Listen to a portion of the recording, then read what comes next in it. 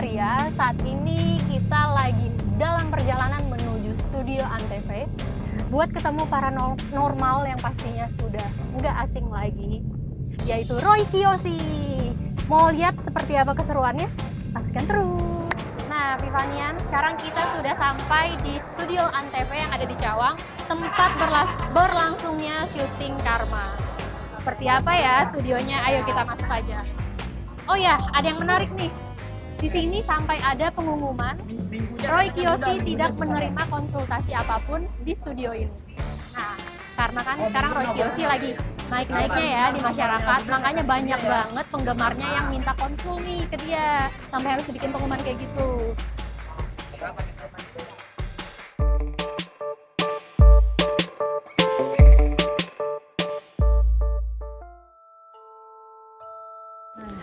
Di sini kondisinya tuh dingin banget, terus gelap.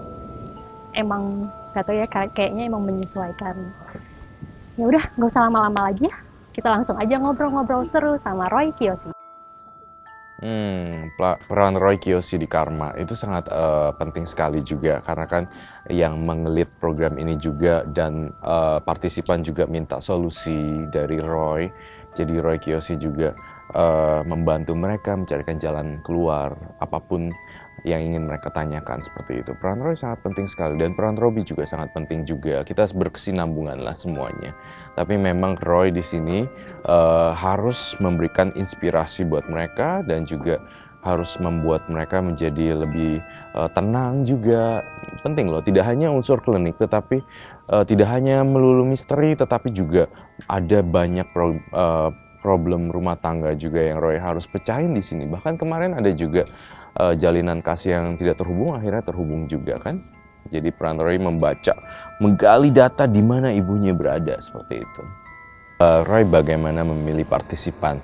Nah, Roy menggunakan insting dan intuisi Roy dari 31 partisipan itu yang menarik ceritanya, yang unik, dan yang menurut Roy belum pernah Roy menemukan kasus seperti ini gitu. Roy jadi memilih bahwa saya ngerasa ini harus kita bantu gitu, dibandingkan yang banyak orang cuma pengen eksis, pengen tenar gitu kan. Dan saya selalu bilang, Karma ini program real dan kita harus membantu orang. Jadi Roy benar-benar milih orang yang benar-benar ingin dibantu, seperti itu.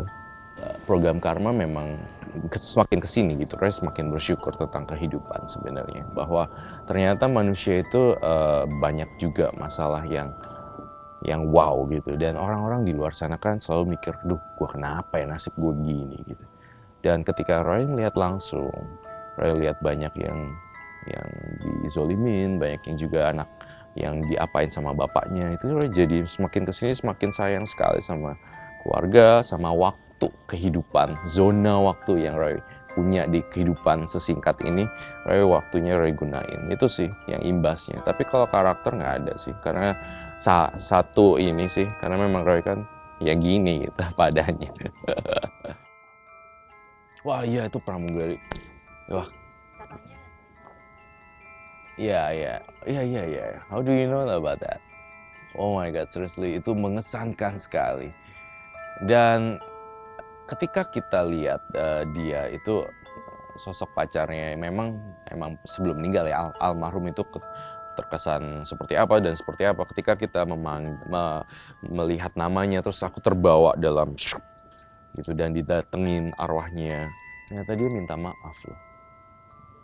Iya, arwahnya datang studio dan minta maaf. Dan pramugari itu banjir berceceran air mata menceritakan bahwa di balik kata arti maaf itu, sang almarhum itu ternyata suka jahatin si pramugari ini, suka main cewek, dibeliin mobil dipakai buat ceweknya dan segala macam. Ternyata aku menyampaikan sebagai jembatan, sang almarhum ini ada ganjelan gitu. Ternyata dia nggak bisa lepas dari siksa kubur karena masih ada ganjelan untuk sang pramugari ini gitu. Untung pramugarinya tidak meninggal ya, nangis loh.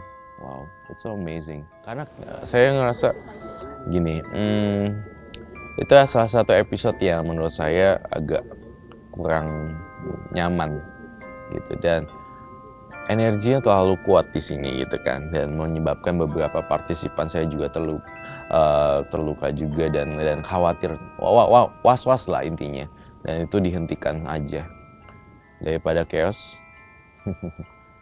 Banyak banget pengalaman mengesankan dan berhubungan dengan gaib ada.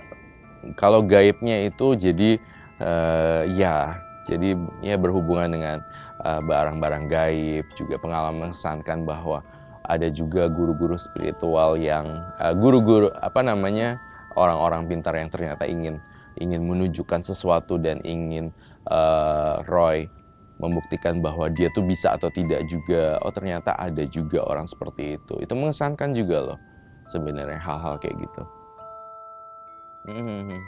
Jadi ketika waktu masih kecil di era tahun 90-an tuh kan belum eksis dan belum banyak artikel mengenai indigo atau indigo. Ini indigo different sama indra keenam ya. Jadi mengalami bulian-bulian, udah gitu mereka membuli aku, dan masa kecil aku kurang begitu bahagia sih ketika sekolah. Tetapi balik ke rumah itu berbeda, menyenangkan. Jadi aku udah nungguin aja jam 7 masuk sekolah, udah gitu jam 1 siang udah seneng aja balik ke rumah. Dan itu formalitas aja buat sekolah. Masa kecil kurang bahagia untuk di sekolah, tetapi untuk di rumah tuh sangat enak sekali.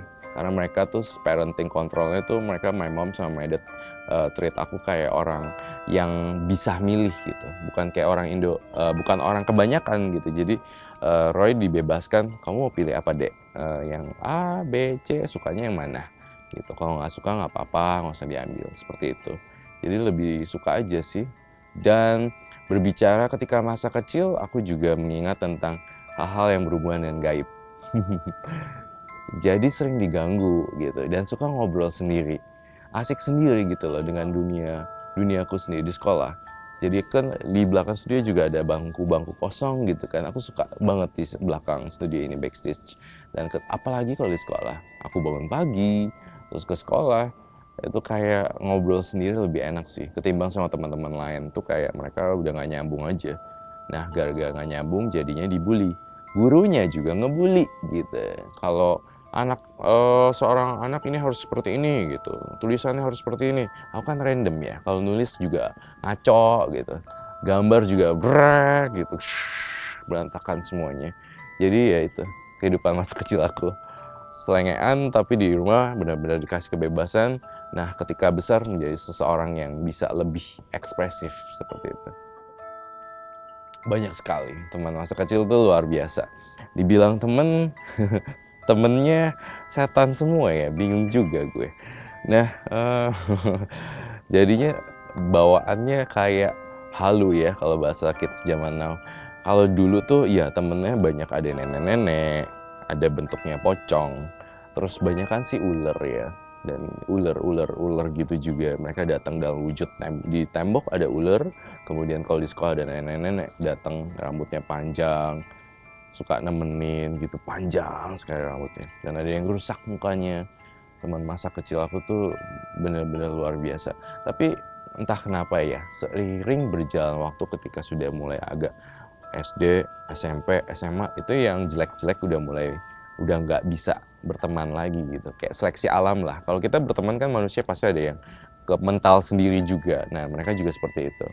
Belakangan udah menjadi dewasa, aku juga bisa memilih gitu dan punya filter lah, yang mana yang harus aku ajak ngobrol, yang mana yang enggak, ke teman-teman gaib seperti itu. Ya, takut dan stres lebih tepatnya, karena kan itu belum bisa ngontrol. Jadi bawaannya tuh rasanya stres banget. Kenapa gue ya yang bisa lihat ya? Kenapa gue sih gitu? Karena menurut gue kayak, aduh ini berat banget. Di usia yang aku masih tergolong dini harus ngeliat-ngeliat berbau kematian, otak berceceran, pesawat jatuh. Itu kan hal yang nggak enjoy ya. Anak-anak biasanya harusnya nontonnya kartun, nontonnya yang seneng-seneng, happy-happy gitu.